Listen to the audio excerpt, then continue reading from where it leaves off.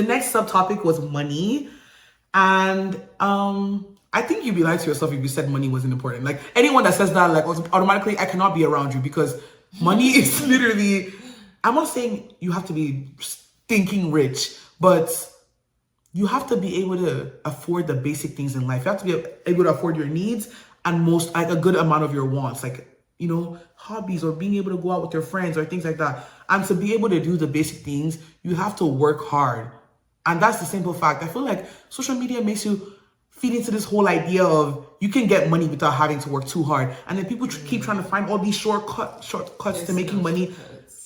Even the people who you think like, dang, they got rich by doing nothing. Like when you think about like some people, when I see them talk about like content creators or like YouTubers, they're like, oh, they have it so easy. Like if only I could. They edited those videos. They planned those videos. They got up and filmed those videos. They post it consistently. They post it consistently. Like there's a reason why they got where they, and that stuff is not easy. Like trust me, because I'm speaking as somebody who I film videos all the time. But when I sit down and start doing that editing of an hour-long video, I'm like, oh yeah, nah, you know, like.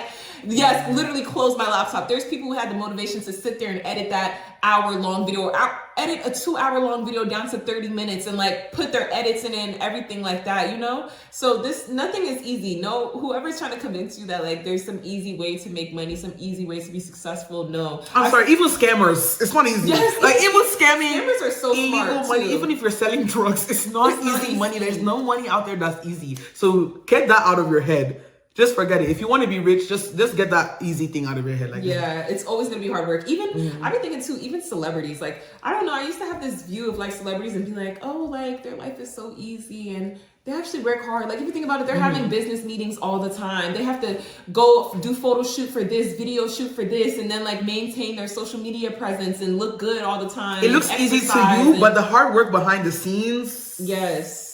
Everything requires hard work. Also about money too, when I first was getting really curious, I think honestly it was TikTok that I like stumbled upon like financial stuff and I started learning about things like that. It was when I was 18, like freshly 18, and my mom's always like taught me about like finances as far as like saving. Like I've always had like savings from when I started working. I always knew to like put money to the side, but I wasn't really intentional about like certain things. Like I didn't know about certain savings accounts and you know, so investing, all that. Yeah, like investing. I still don't know that much about investing. Starting a business, but like, all that, like so long. When I was on my little like financial literacy journey and I was learning and stuff like that, I was learning about like high yield savings accounts and like credit cards. Like a lot of people don't understand like the best way to maximize using your credit card. Like people just go and like just be spending and like all, but there's a certain way to be intentional about using your credit card that will like boost your credit score and prepare you for like, my mindset was like, I want to start building my credit early because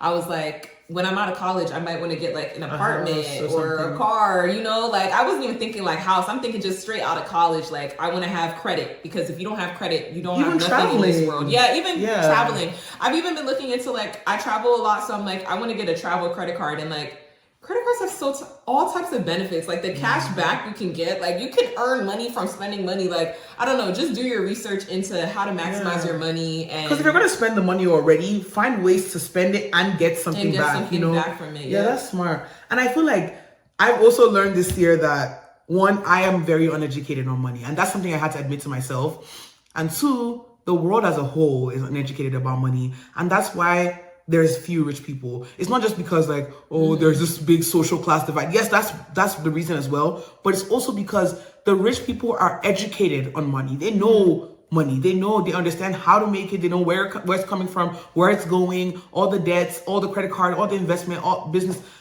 And that's where we need to be. And that's where I want to be next year. Also like, too, that information is so like, accessible? I wouldn't even say it's accessible, to be honest. I feel like it's something that people with money know, and you have to know somebody with money to kind of figure it out too. Because if this information was available in school, everybody would have money. There's a reason why they're not teaching it in school. Either you know someone or you really have to go out of your way. Dig for that information. Read books. Like the things you're going to see in books cannot be summarized in a Reddit post. It cannot be summarized in a YouTube video. It cannot be summarized in a TikTok video. You have to read the whole book. Like, because the thing about a summary is that person's going to summarize what they understood. You have to read the book yourself to get your own understanding. And I don't know. I feel like Yeah, that's another topic. But yeah, money. If you want to be rich, you have to work hard. If you want to be anything, if you want to love yourself, you have to work hard. And I think at the beginning of this year, I was in a place of like, I just want to make money. I don't want to work hard. I just want to like sit around and just have the money come to me. And I think now that has switched, I am willing to do. I used to never want to work in food service because I was like, oh, that's not like a cute job. Like I just want to.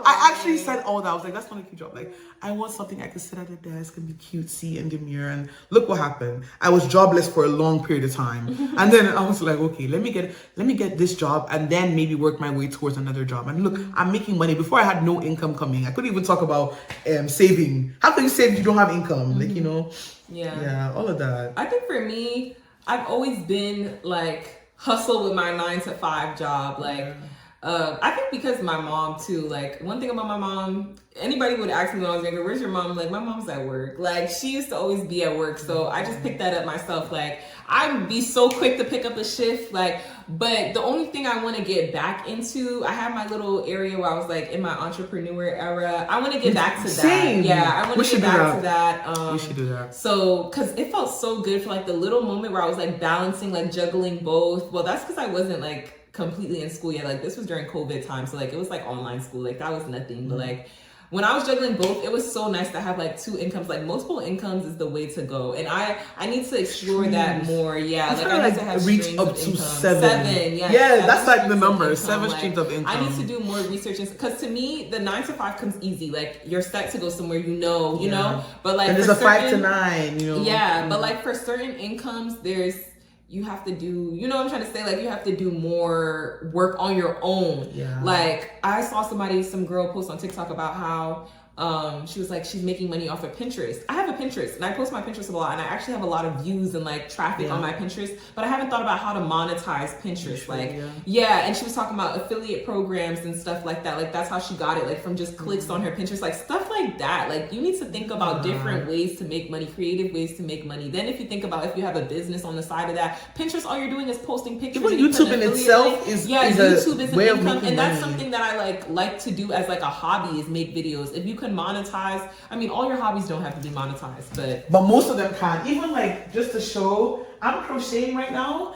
and I told at her, work, someone was like, "Can I buy this off of you? I like this color and I want it." I was like, "Wait a minute." I've been told her, I said, make an Etsy store from this. Like, I will. I'm gonna make an Etsy store. Her crocheting stuff that can be an income as well, and it could be something that doesn't have to be an all the time thing. Like you don't have to put too much pressure on yourself, but just have other ways for you to make money in case one falls short. Like you never know what can happen tomorrow, and then you don't have to. I'm not even joking. Like $40 here, $10 here, $5 here, $1. It really adds up. Like because $50 outside of your regular job is something more. $50 more than you would have been getting. And the concept of that is crazy. Another thing about money is you don't realize how much like social media affects your spending. I think when I was like so heavy on social media, I would always feel the need that I needed things. I'd be like, oh, this thing came up on my For You page. Let me get this. I was never that deep like other people always having all these things in their room. I was never like that. But still, you still like, no matter how much you think you're not a victim of it, just being in that space, you're gonna buy one thing. You're gonna buy 2 things that like something convinced you. But when you're not in that space, you don't feel the need. And also, all of this like, oh, treat yourself, it had to stop. It completely had to stop because I think I was saying it too much. I would go out after work and I'll spend my paycheck.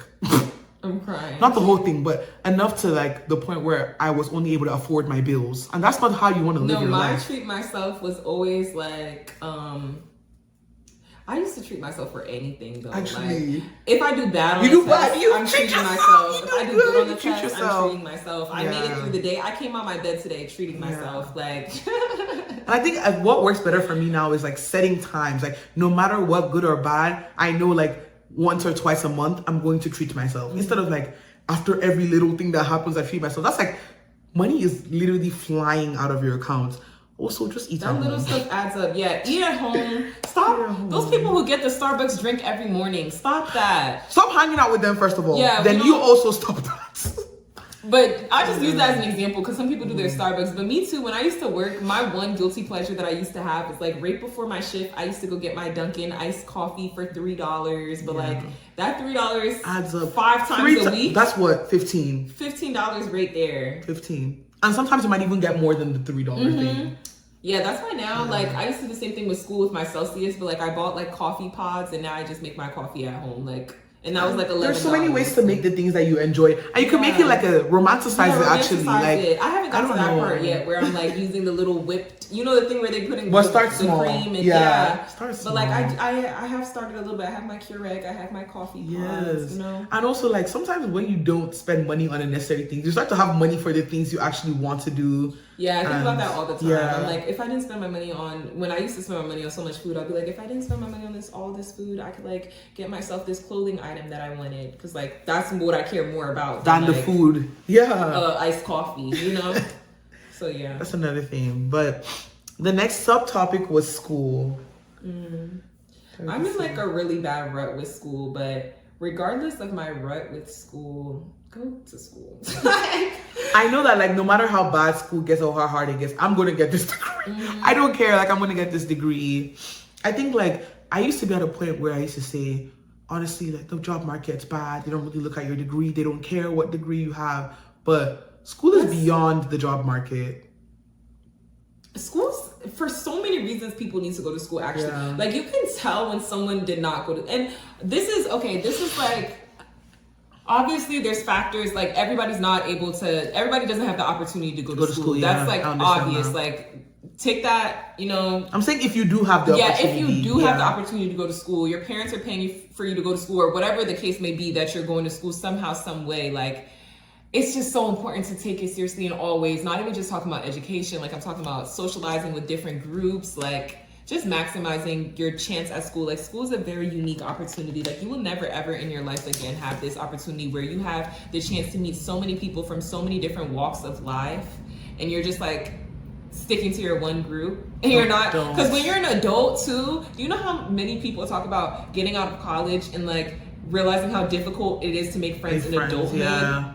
Like imagine you move to a new city, like you're starting your whole life over again, you relocate to a place where your parents aren't anymore and you don't have no friends at all and you don't have anybody that you know maybe from college that you can be like, oh, I know X, Y, and Z lives here. I can go out for drinks also with them. Like and then when you branch live out. like maximum 15 minutes away from your friends, you can just go see them. You can just go, but like I don't know, really take advantage of this college thing. Like you really got to take advantage of the school thing. Joining like whatever clubs, and even like whenever you're working around college, you also meet people that you also don't get to meet in your regular college life. I just think like the whole school experience is so underrated. Even like talking to your professors or just starting to learn how to work in groups. As much as I hate group work in college, hey, don't get me started. I hate group work, but you will never be working alone at your job. Whatever job you have, you will never work alone. Ever. And then people are like, I just hate how my grade is so dependent on this person. The success of whatever you're doing at work is going to be dependent on everybody. It's going to be dependent on people that you can do the hardest work and it's going to mean nothing. Like I literally like when I was shadowing in the hospital, I think that was one of the biggest things that I saw. Like obviously, you know, there's different people that like take care of you, but I personally have never really been in the hospital myself. I'm fortunate enough that I haven't. But like when I was in the hospital, I saw how many different people were a part of like just taking care of one person. Like they have the nurse, they have the physician's assistant, they have the physician, the pharmacist, people that do medicine, the pharmacy people, like there's so many different people that do the anesthesiology, like for the surgery, like all of that, bro. Everybody plays a part and it's equally as important. So it just makes sense for you to work with different people and try to like come in contact with as many people as possible while you're in college. Like take advantage of the fact that this is a unique situation to come across different people from different walks of life. And speaking about everybody has a part, I think that's kind of like what school has, like school, your classmate has a part to play. That one person in your club has a part to play. Your co-worker has a part to play. Your roommates, like no matter what your feelings are about anybody, I feel like once you start to like realize the part everyone has to play, you go about your relationships like differently. You're like, oh, like this is all part of my life.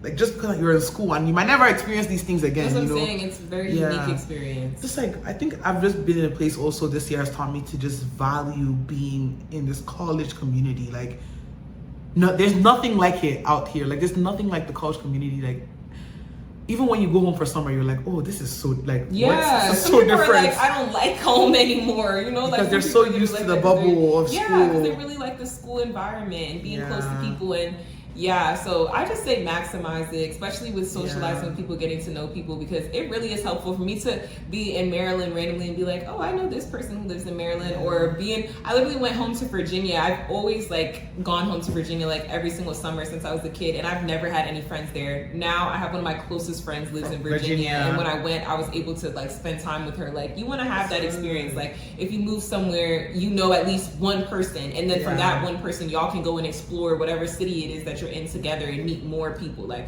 adulthood is just lonely. And the whole thing you said about like different walks of life and stuff, I feel like we're all raised differently, and I feel like when you come to school, that's when you start to open your mind. If you're closed-minded in school, you're not going to make it far, and that's when you start to learn about real life. You can't make it far in life if your mind is like this. You have to open your mind, because the only people that think like you are the people that grew up in your family, and that's just the truth. Like, no one is going to think exactly like you, and if you're looking for that, you're not going to find it.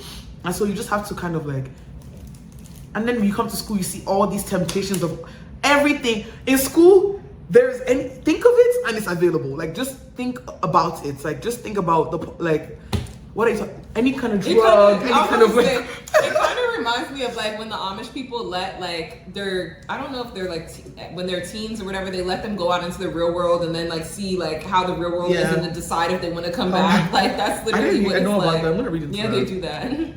It kind of reminds me of that, because you're really at college and you like see everything. You're like, especially when you come from home and you come to college, you're like, especially people who come from strict like households, and then you come to college, it's like, whoa, like you just go crazy. All of this freedom. That's why, like, especially freshman year, I'm not a freshman anymore, thank God, because freshman year was a year. But freshman year, you start to realize like, oh, we all are raised differently. Like, people come home with like, when your parents drop them off, they have like these certain clothes, and then they have this other suitcase of other clothes that they want to wear. It's like a double life, and their parents don't even know what they're living, and it's just like, oh, college is really an eye opener. Nothing's ever opened my eye as much as college. I don't know anybody whose parents actually know how they're living. I want to see my mom is going to see this video. I think she knows though. I don't think any parent is dumb. They all know that when their kids have freedom, because they were there before, you know. And it's not even about it's not even like, forget the freedom thing. I'm not even talking about the freedom thing no more. I'm just saying, like, we have personalities that, you know, like how you are around your friends is not how you are around your parents. Like, it's a different. No matter how close you think you are to your parents, it's different. Like, you're not going to be the same way around your parents as you are with your friends that you chose. You know what I'm trying to say? Like, you chose. Every relationship is a different. Like, you're not going to be the same around your coworkers as your classmates. Like, it's just like different dynamics. I don't know, but we already kind of talked about hobbies when we talked about like relationships. But the next category is hobbies. This has been a bigger thing for me and you as well, because we both don't have social media anymore. But it's kind of like, you have to fill up your time with things that are adding value to your life, even if it's not like directly adding value. But I feel like doing something you enjoy is stimulating your brain.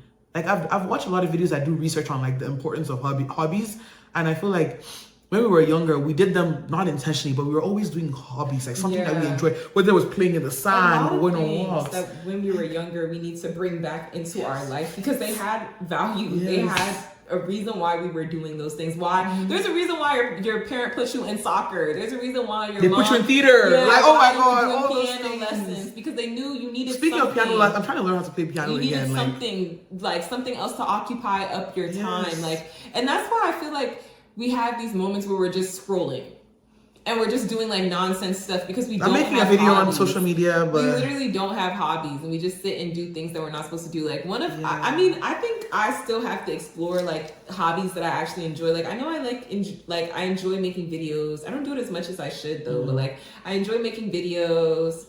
I like reading a lot. I like going for walks. I don't know if that's like a hobby. Like, it is a hobby. Yeah, I really like going for walks. Like, there's certain things that I really like, and I had to like touch back home with them. These are things that I enjoyed when I was younger too. Like, when I was younger, I loved being outside. Like, and I also realized every hobby can be expanded on. Like you said, you like reading. You can find libraries, bookstores. You can find like yard sales that sell books. You can expand on every hobby. I like crocheting. I used to only crochet bags and scarves. I had to start crocheting bigger projects like blankets and everything. We like going on walks. Find spots around you, like walk for 30 minutes, then another day walk for 2 hours, you know, like, I don't know. every hobby can make, I think that's what makes them beautiful. Like, you're never going to like cap a hobby. Like, it's never going to stop. But I feel like with social media and scrolling that's taking up your time, it doesn't change, it doesn't expand. It's just like the same. Like, you could scroll for 6 hours and after you don't remember anything. I also too, that's so true. I've been looking at some of the stuff I saved as if it's a new video. I'm like, wait, I've never seen this. Yes, you did. Yeah. You literally saved it. You saw it. Yeah, Like, it literally evaporates from your brain as soon as you look at it. The next second, it's not really, your brain is itching for it to be more dopamine from the next video. Like, it's crazy. But I forgot what I was about to say. Oh, even that's another thing. I said this the other day. I was like, I hate people who are too much school though, like too academia, that they don't have no hobbies. When I was like shadowing too, another thing that one of the doctors said that they hate is like coming across somebody who their whole entire personality is school. Like your whole entire personality should not just be one thing. Like, we are human beings. We're capable of like having interest and skills in so many different things. You're limiting yourself by just being obsessed with one thing. Like, you can explore so many, and she even said, she was like, I go past applicants that like don't have any hobbies. Except like, they're the school, most boring people. Like, she was like, they're the most boring people ever. She's no like, one wants them in the workplace. No, seriously, you don't. The workplace already boring. You don't like, want people no. in the workplace who all they have to them is that one thing. Like, they don't have nothing else that they like. You can't have a conversation with them about anything Also, else. we learned about this, like, I think in high school, I don't know when we learned, but the brain literally has two sides, the left and the right side. You're not just meant to be only doing serious things. Like, you're supposed to be creative. As uncreative as you think you are, you have a creative side. You have something, whether it's writing, reading, drawing, painting, like looking at the stars, dancing, singing, something, you know, do something to stimulate this creative part, and do something to stimulate the knowledge and the part that craves, like, you know, not creativity. What's the part that learns? That part that learns, you know, and just, you know, do you have anything else to say about like hobbies? We talked about books and reading. Yeah. Let's read a book. I think like that's another. I'm gonna make a whole video about the importance of reading, because I think it's the biggest thing that fixed my attention span. I'm definitely way better now, because before, and now whenever people see me reading and they're like, oh, I remember one time I was at work, and if she ever watches this video, she knows I'm talking about her, but I doubt. Anyways, so I went to the break room because I didn't have any tables, and I went to go like read a book. But I was reading because I thought it was interesting, not because I was trying to like show off or trying to make it seem like I was better than everybody else. I just generally am trying to not be on my phone as much. She came into the room and she like let out a little laugh. I was like, okay, I'm looking around to see what's funny. She's like, I love how you always come in here and read a book. It's like everyone else is coming here to be on their phone and you're just coming here to read a book. And I'm like, I'm not doing it because I think I'm trying to be better than you guys that are on your phone. People be projecting their own insecurities though. I couldn't even tell she was trying to compliment me or like be backhanded. I don't even know what that was, but I was like, yeah, I'm genuinely enjoying this book. For me, it's even more entertaining than scrolling on TikTok. Like, if you see me reading the other book, I was like, and also too, people are so like, that's what I'm saying. You have to bring back that childlike joy. Because when I was a child and I used to pick up a book that I could not put down, like that's like watching a movie. Like, it's better than watching. If anything, better. Like, I was about to say, you're following the plot. And you're like, oh, what's gonna happen next? So you keep reading. Like, a movie would never go into detail like a book. Ever. Like, did people forget the joy that comes from like reading a book? Like, that's why you need to pick one up again. Pick up a book. If you learn anything from this video, pick up. If you don't do anything else, pick up a book. Like, no matter how small the book is, don't let anybody intimidate you on the size of your book, or if it has pictures. It doesn't matter. It doesn't matter. What is this also too? That hierarchy of books, like.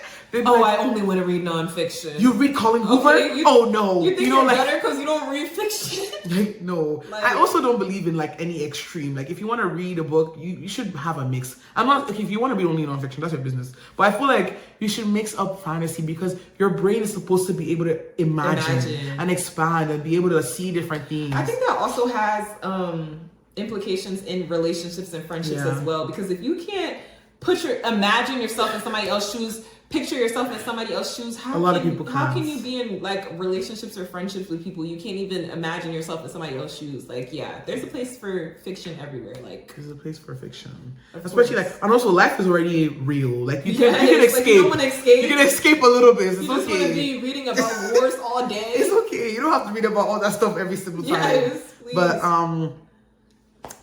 the next subtopic. I feel like this video is going to be split into 2 parts. I might post one half and then post the second half. I But didn't the realize next, there were this many topics. I'm scrolling. I'm like still scrolling. I'm like, oh, I know. is self-love. We kind of talked about this before, like in the relationship topic, but this is its own like genre of things. And I just generally feel like it's very hard. I feel like that's one thing. People talk about it so easily. Like, whenever they're like, oh, don't be in a relationship, love yourself. I'm like, okay. You're saying it like, oh, someone can just start up and love themselves. Like, it's not And there's so easy. many like facets of self-love. Like, there's like loving your image, loving your thoughts, loving, there's so many different things about self-love. Like, I feel like I have like certain parts mastered, and then I'm learning like I have to master other parts still, And I feel like self-love is a journey. Yeah, it's an ongoing journey. Forever. There will always be parts of it that you don't have accomplished yet, and you have to work towards. Or also, we're always changing as people, so you have to keep loving your changing self. Loving every change, Yeah, no, like the whole self-love thing. And I said this, I wrote this down here. When you do start to love yourself, you realize that you never loved yourself. I feel like I used to think I was one of the people that loved myself. And then now that I actually love myself, like looking in the mirror every morning and just being like, wow. And I think deleting social media added to that, because I'm not scrolling and seeing people and trying to compare myself. But definitely like looking in the mirror and actually thinking, I love my body. Does that mean I'm not working? I don't have my goals and I'm not going to the gym or whatever, but I love my body. I love the way I look. And I love the people I'm around. That's part of self-love. Like, if you start hanging around people that are not meant for you, that means you don't love yourself, and that's just another people too who put you down. Like, you don't need to surround yourself with people who say little slick comments. Oh, no. Like, yeah. Also, like when you're insecure, you attract people that are insecure, and also like that are like make slick comments about you. Like, you were saying also like cut you up. Oh, I was gonna say. Yeah, you put that it's hard, but it's very hard. I think also a part of self-love is noticing that fortune that I had the other day at the thing. It said, learn to appreciate the value of solitude and introspection.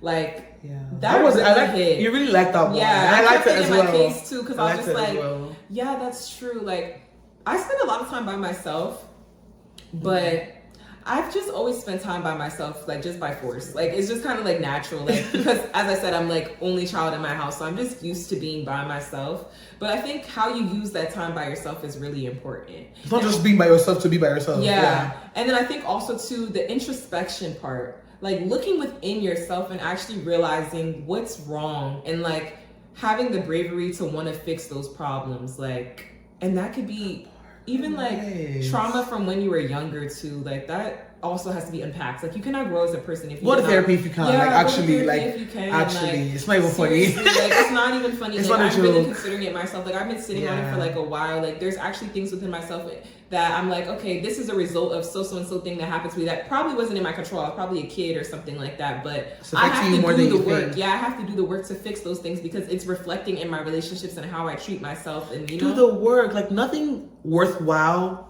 comes easy. It's such a saying, and it's so important. Like, we talked about that with money, but especially with self-love. Like, you want to love yourself. You're not going to just wake up one morning and be like, oh, look at me. I love myself. Like, you have to constantly, like, I'm still at the process where in the morning, if I ever tell myself a negative thought, I'm like, no. I have to keep telling myself to not have those negative thoughts. Yeah. Or if I wear something that I wear because I'm like, I want to cover something up, I'm like, like, I'm not talking about like, oh, trying to be naked. I'm saying like, if I'm like, oh, I don't want to wear this because it's showing my like insecurity, my tummy. I'm like, is that the reason why I don't want to wear this? Yeah. That's not a good reason to not wear something, Yeah, that used to be me too. I have like a lot of, I don't know, I feel like I have like a lot of like quirky things about like, I don't want to say like my body, but like, yeah, like I have like an Audi, and I used to be like really insecure about it when I was younger. And then I just got over it. And the time when I started to feel like, it was a time where I was feeling like, maybe this is coming back. I was feeling like, I got my belly pierced and I liked my belly all over again. Yeah. Like, now it's like something that I really like. That's what I'm saying. Like, literally, highlighting your insecurities actually helps as well. Yeah. Like, when you think there's something about you that you don't really like, start to hound on that thing. Start to show it more. That's what I started to do. Like, when I started to think like, oh, I used to be very insecure about being bigger, I started to wear clothes that that made people know that I was bigger. Because before I used to like try to cover it up, but if you're bigger, like there's no amount of clothes that's making it like go away. So just embrace it and love it. Like there's nothing you fake it till you make it too. Like yes, people should not know your insecurities. Hey, ever. No one should ever think you're insecure on anything. They should not know your insecurities. And sometimes you think they don't know, but if you are insecure, they notice. It shows for sure. Notice, like confidence. All those like holding yourself in public, like all those like fidgeting, like when you're or when someone's talking and you know something else I noticed too. This may actually like clock some people's teeth, but like when I'm talking to somebody and like we're having a conversation, they laugh and they like cover their mouth because like they're embarrassed by their teeth or their smile or something. I always notice that on people, and I'm just like, why? I didn't even notice that myself. Yeah, don't do that. I do that. Is that the reason you do that though, or I don't know. It started off as that being the reason, and just became a part of me. Because now I can't imagine. Like I don't do it anymore. I don't notice that you do it. Yeah. No, before I used to do it so much. I used to do it because of that. Because someone. This is another thing about social media. I didn't think there was anything wrong with my smile, and then someone commented on one of my videos. They were like, "You have a really gummy smile. I love it." I was like, oh. Then they always do that little flick thing where they put at the end. I love it. You're so brave for coming. No, I've never seen someone that shows my teeth like, so you're well. So confident. I'm like, damn, I'm just sitting down. I'm not doing anything confident. Like I'm just being myself. Like